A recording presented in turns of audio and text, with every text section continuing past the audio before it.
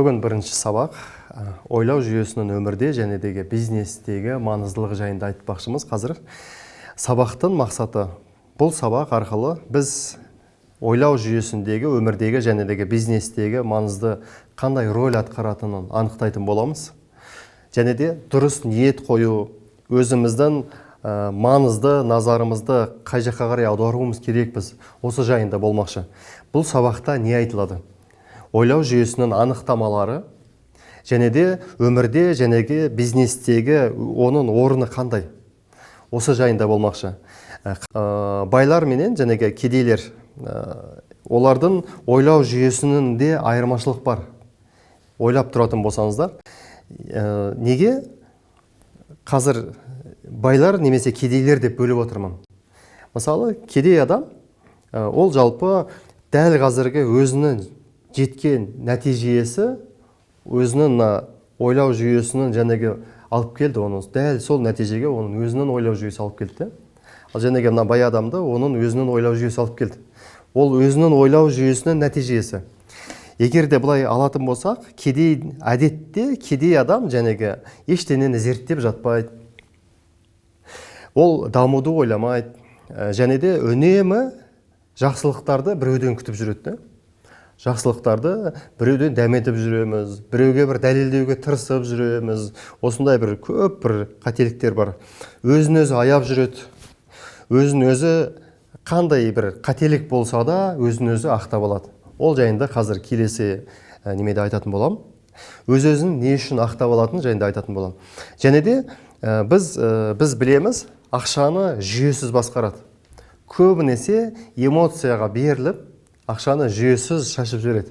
Былайша айтқанда, өзімнен өзім аяйын ба деп ойлайды да, там бір 5 мың теңге, 10 мың теңге, 20 мың теңге жай кездерде жарата беру мүмкін. Бірақ түбіне келген кезде есептей алмағандықтан сол жәнеге бір определенный бір тығырықтарға келіп қалуы мүмкін. Осындай бір қателіктерді жіберіп алады. Ал әдетте бай адам деген өзін-өзі үнемі ақпараттармен танысып, үнемі бір жәнеге жаңалықтарды қарап, бір қауымдастыққа кіріп алып, солармен бір ақпараттарды бөлісіп жүреді. Үнемі үздіксіз дамудың үстінде жүреді. Бір нәрсеге, бір салаға кірмес бұрын, стат данный деген нәрсе бар. Ақпаратпен танысып алмайынша, зерттеп алмайынша, зерделеп көз жеткізіп алмайынша адам баспайды ол адам. Сол үшін де ол адам жәнеге бірдемені үнемі білуге ұмтылып жүреді. Жаңа мүмкіндіктер туып отырады ғой. Әрбір адамға жалпы мүмкіндіктер келе береді. Мүмкіндіктер адамға қалай келеді? Мүмкіндіктер негізі адамдар арқылы және де бір ситуация арқылы келіп отырады үнемі. И ол адам мүмкіндіктерді көре біледі. Мүмкіндіктер келе қалған болса, сразу жіберіп алмаға тырысатын бір адам. Және де жауапкершілікті өте көп мойнына алады. Және де бір ақшаны үнемдеп жинайды. Идеяны іске асырайды. Сөзбен емес, іспен деген қағиданы үнемі жәнеге ұстанып жүреді. Бұл жалпы менің сипаттамам. Бұл ешқандай бір кітапта жазылмаған. Біздің жәнеге өзіміздің өткен ойларымызбен және де өзіміздің бір шешімдеріміз дәл қазір осы жағдайға алып келді. Сол шешімдердің арқасында дәл қазір сіздер осы курстың ішінде отырсыздар.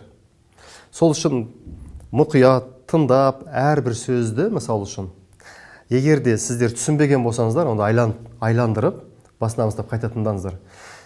Әрбір бұл курстың ішінде өте маңызды, өте көп ақпараттар берілетін болады.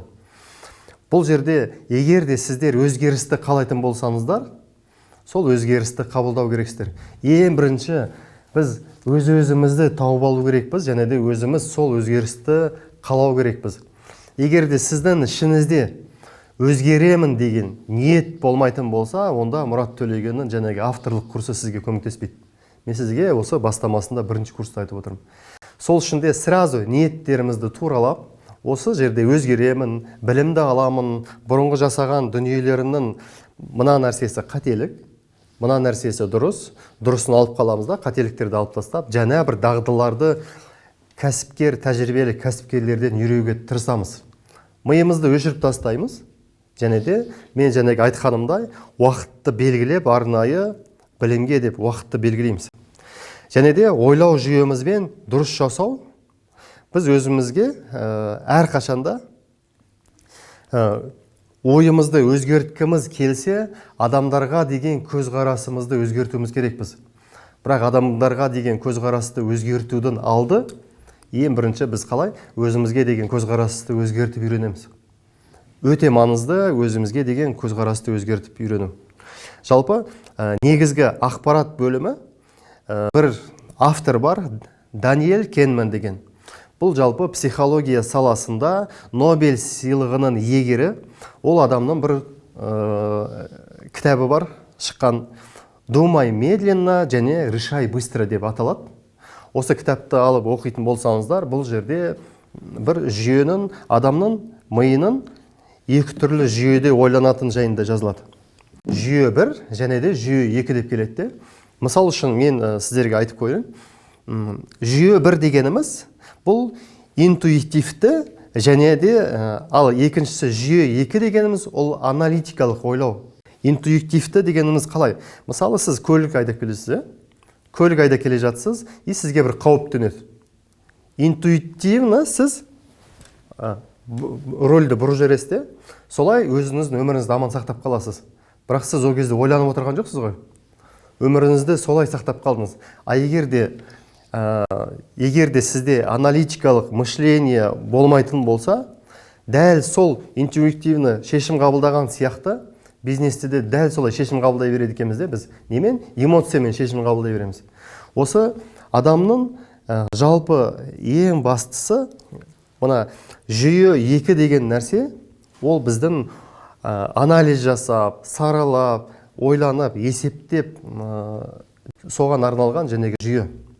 То есть екеуі де керек. Мынау дұрыс емес деп айтпаймын. Көбінесе жәнегі кедей адамдар деген сол жүйе 1, жүйе 1 дегенмен ойланады көбінесе. Эмоциямен, жәнегі интуитивно деген сияқты. Ал жәнегі екіншісі, оған сіздің көп энергияңыз кетеді. Трудозатратный. Есептеп отыру, сызып отыру, жазып отыру, ойлану, зерттеу, сұрау деген, ол шынымен де трудозатратный. Көп адамдар былайша айтқанда ойланып отырғысы келмейді. Сол үшін тез шешім қабылдағысы келеді, тез жәнегі неткісі келеді. Сондықтан жәнегідей бір есептеп, саралап алмағаннан кейін біз көбінесе қателіктер жіберіп аламыз. Менің айтқым келетіні, сіз осы екеуін қай жерде қолдану керек екенін білу керексіз. Міне осы өте маңызды. Сіздерге үй тапсырмасы, жалпы жәнегі екі жүйеде ойлануды сіздердің өздеріңіздің өміріңізде немесе бизнесіңізде қалай пайдаланасыз. Осы жайында ойланып келіңіздер. Қандай кездерде қателіктер жасадыңыздар? Осы жайында да ойланыңыздар. Кейбір есептеу керек, санау керек кездерде эмоцияларыңыз кетіп қалды ма? Және де сол арқылы бір үлкен бір қателіктер жасадыңыз ба? Осы жайында ойланыңыз. Және де осы жайында сіздер бір ой түйіндеу керексіздер. Сіздерге Алла тағала берекетін берсін. Келесі сабақта көріскенше.